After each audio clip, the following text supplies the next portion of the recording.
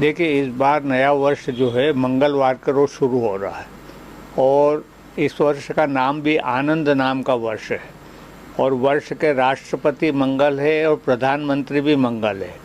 तो आनंद और मंगल ही मंगल का संबंध है। किंतु अभी ग्रहयोग ऐसे नहीं है कि जिससे इस प्रकार की स्थिति हमारे सामने आए।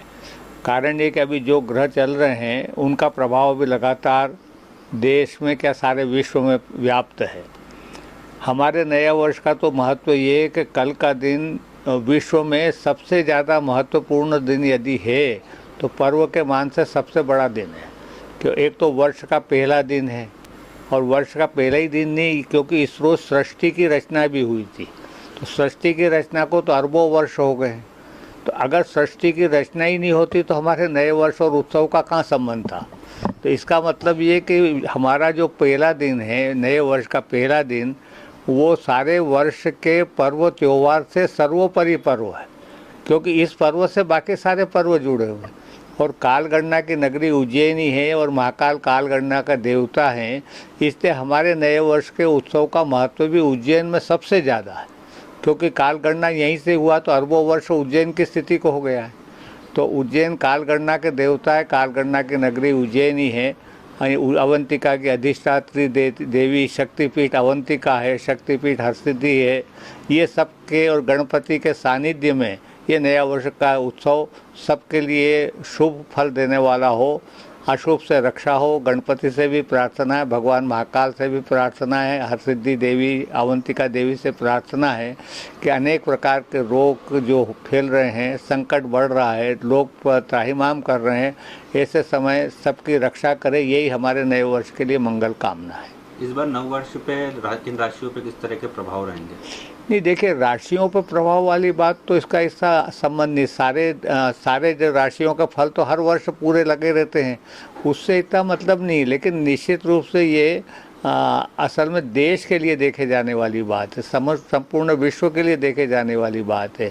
तो अभी शुरुआत के समय में तो इसका समय का फल बहुत अच्छा नहीं मिलेगा, लेकिन 3-1 महीने के बाद से फिर स्थिति धीरे धीरे संभलने लगेगी और सभी के लोगों के लिए ठीक होगा। अब वैसे अभी इन दिनों में केवल किया ये जा सकता है कि धन, मकर और कुंभ राशि को 7.5 ही है, तो उनके लिए तो संकटपूर्ण है ही। और इसी प्रकार मिथुन राशि और अपने कुंभ राशि, इन राशियों को भी ढैये का प्रभाव है, तो इस नाते से उनको भी संकट रहने के लक्षण है। इसी प्रकार मिथुन राशि को भी मंगल खराब चल रहा है, तो मंगल का प्रभाव भी मिथुन राशि के लिए भी है और दूसरा अपने वृषभ राशि के लिए भी है और कर्क राशि के लिए भी है। तो इन सबको भी थोड़ा बड़ा संकट परेशानी की स्थिति रहेगी। लेकिन सारांश में हम तो भगवान से यही महाकाल से प्रार्थना करते कि अनेक प्रकार के संकटों से सबकी रक्षा करें। कोरोना महामारी भी है, कोरोना महामारी का इस नवरात्रि में क्या?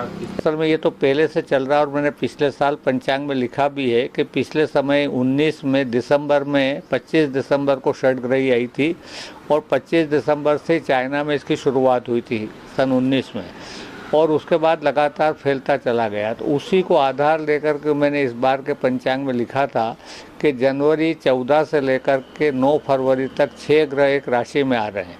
ये फिर से पहले वाले ग्रह की पुनरावृत्ति है। तो उस समय जो स्थिति थी, इससे इन रोग की पुनरावृत्ति नए स्वरूप में आने की संभावना है। तो लोगों को और अपने सरकार को इस संबंध में सावधान रहना चाहिए। तो ये स्थिति तो अभी बढ़ेगी, लगभग 2-1 महीने इसके प्रभाव और ज़्यादा संभवतः पिछले समय से भी इसका ज़्यादा असर देखा जा सकता है।